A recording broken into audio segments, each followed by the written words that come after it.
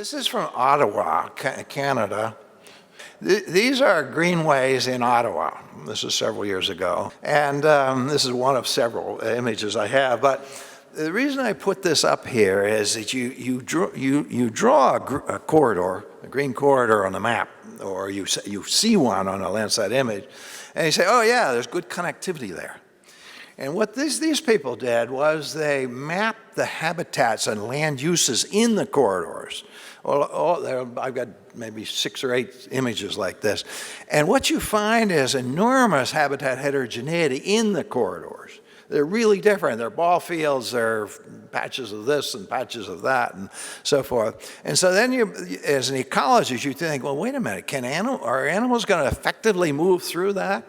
Probably not very effectively. They may for a long time, but if you look at it as an ecologist, oh yeah, it's green, therefore things will go, or you're a planner or a landscape architect, things will go.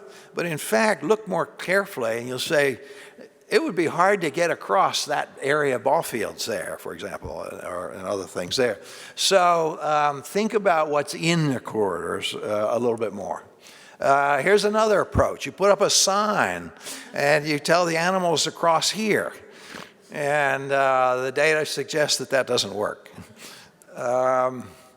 This is from Shanghai, and now Shanghai is very intensively built, one of the most densely populated cities in the world, along with Singapore and Hong Kong, perhaps. And so what these people did was simply take the remaining bits and try to connect them on paper and propose this as their policy for the government. And so their road corridors, their coastline corridors, their railroad corridors, their stream corridors, and so forth. And so that's the proposed green space corridor network for Shanghai. And it's doing it's the last bits is what it is, the last chance. You don't have any flexibility there. Florida is an interesting case in terms of trying to decide on connectivity. And this is a state, not an urban, but the idea is what I'm putting on the table. What they did this a dozen years ago, they had $10 billion to spend to make corridor network, what they call the Florida Greenways system. And so on the right are the existing and proposed recreation area, leisure recreation areas there, a network of them. And on the left are the existing and proposed corridors for nature, for biodiversity and for wildlife movement. And so what they did in choosing was they mapped them both first, and then they combined them and said that's going to be our Florida Greenway system. So it was a combination done independently by different groups that they then combined. I'm not showing you the combined one. And they spent their $10 billion, and they did pretty well. You know, of course, they didn't achieve everything. California, I put this up. This is another approach to connectivity. It's a very interesting one. This is by Bayer. I'm sorry, I don't have his name up there. And the idea here is that given global climate change, we don't know what the world's going to be like in 30 years and 50 years. We really don't know. So drawing a corridor on the ground, you know, it might be a good place or it might not be a good place. So they take the attitude that there are 2 types of places where corridors will be here in 20 years and 50 years. And the geomorphologists will confirm these, I suppose. One is ridge lines, the ridges, the tops of ridges there, and the second are the valleys and the streams. So those are going to be here. Maybe less water, you know, but still the valleys will be here and the ridges will be. So let's focus our corridor network along ridges and valleys. And that's the approach here, and they go in great detail there and how they do it. And then the last example comes from Western Massachusetts, work by Kevin McGarrigle. And basically he has a whole raft of human uses like transportation and schools and all kinds of stuff, and a whole lot of things about water and biodiversity and wildlife. And so then what he takes is the roads, and the darker the red there, the higher the priority is for that section of road for the combined use of people and nature there. So it's it's sort of a priority kind of system. All right, so let me end up with my last few, several images. Here's a big, some of you know I've been interested in road ecology for a long time. Ecology of roads and vehicles.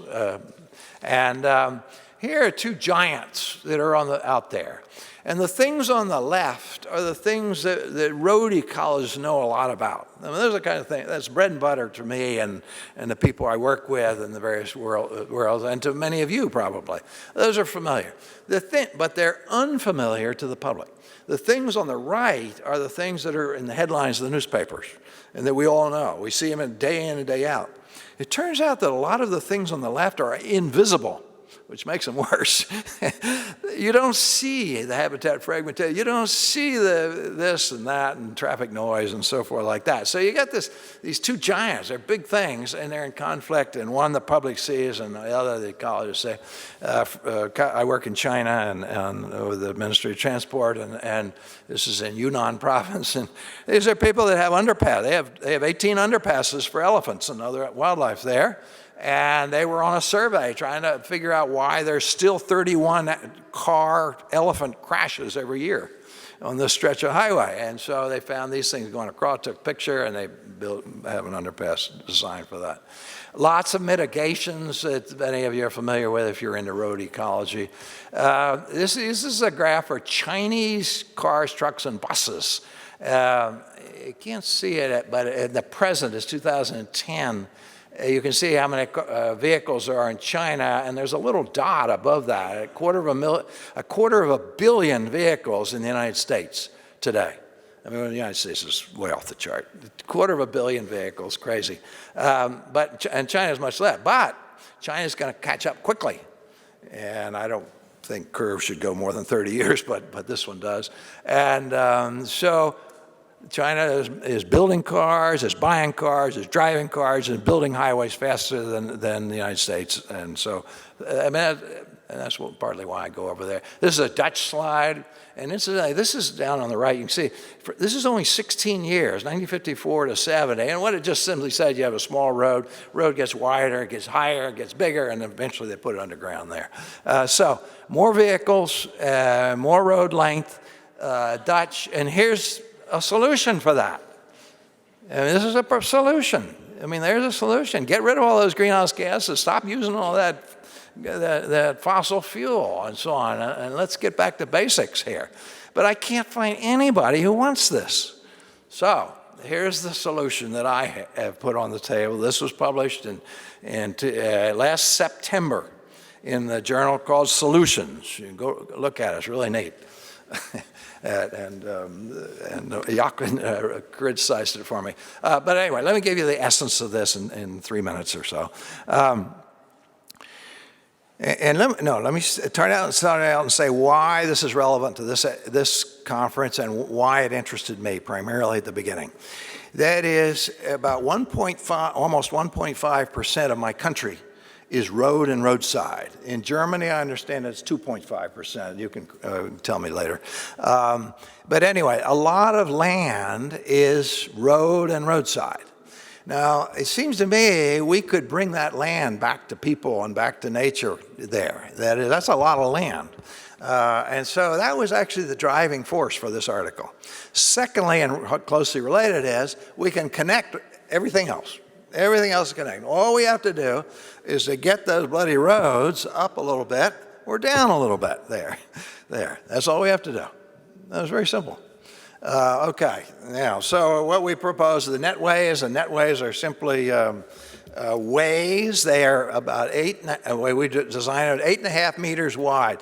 Does anybody know how wide the football goal is that Messi and Ronaldo use? Anybody know how wide that is? It's about 8 meters. That's how I had to go measure it when there was a game in progress when women were playing someplace in the States.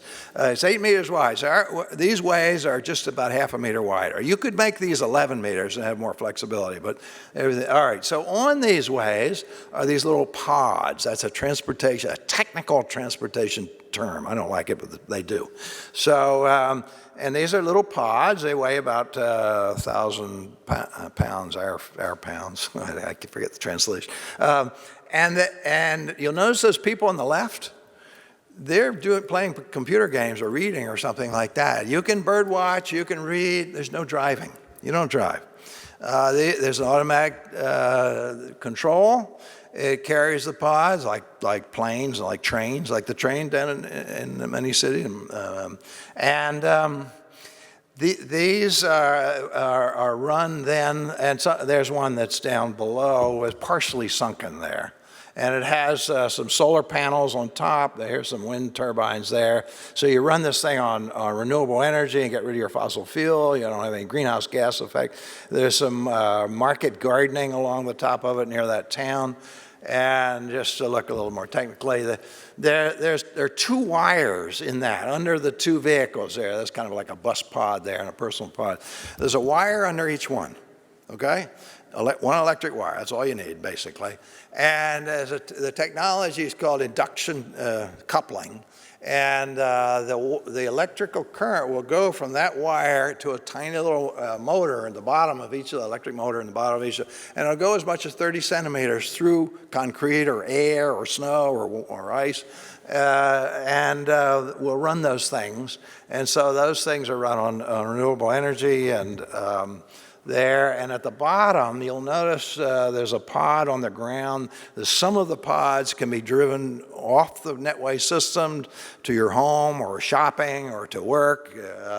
You can own it, you can rent it by the day or a year or a week or whatever. And you'll notice a wildlife corridor here on the right crossing.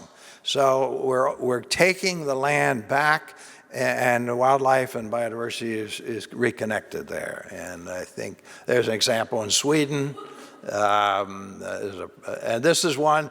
This is Masdar City and United Arab Emirates.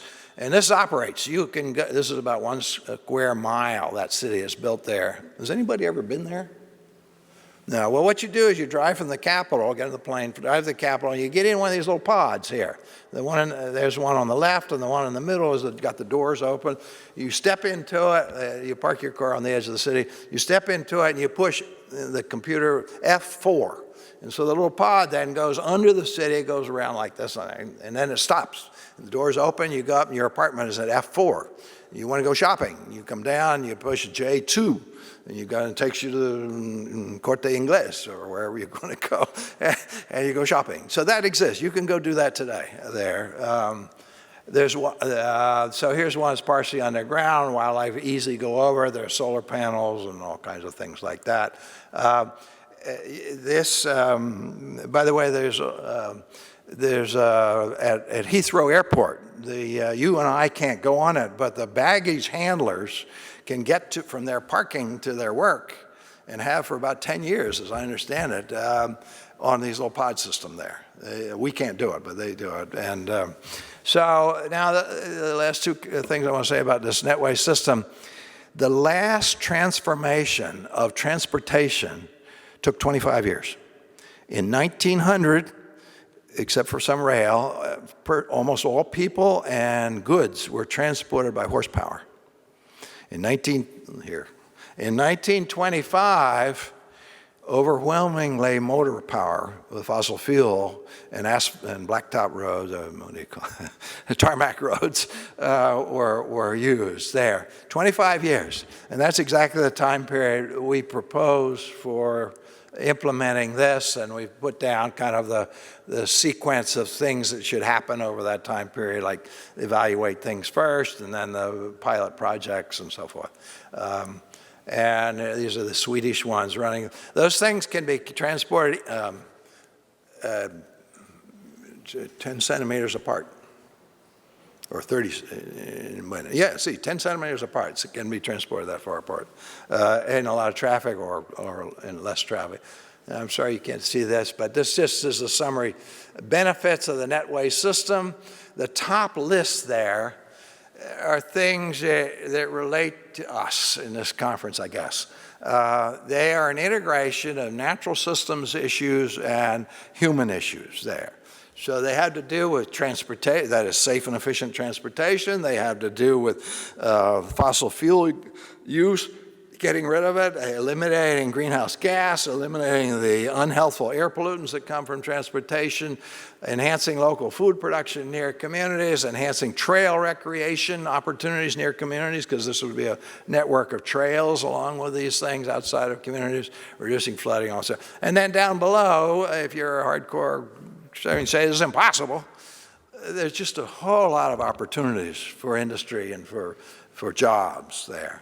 And so you can't read this, but at the top it says my motto is to take any place, anywhere, large or small, and mold it, do something to it, mold it, so that both people and nature thrive, prosper long term. Thank you.